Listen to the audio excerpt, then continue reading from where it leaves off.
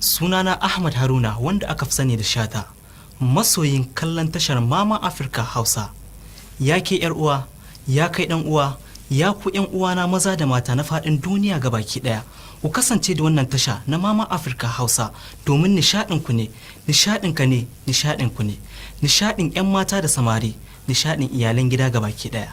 Ni ne naku, naku Ahmad Haruna Shata.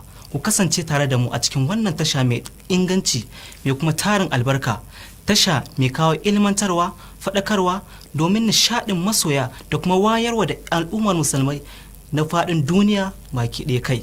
Ni ne naku Ahmad Haruna wanda aka fi sani da Shata. Na gode.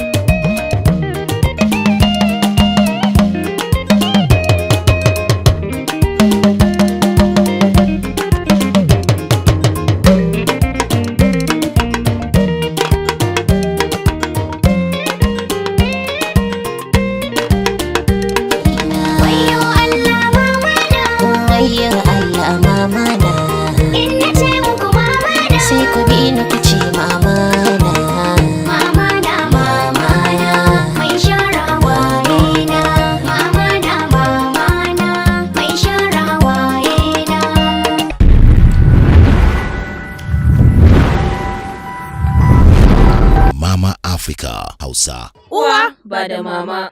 Channel 127 TSTV Africa, connecting your world.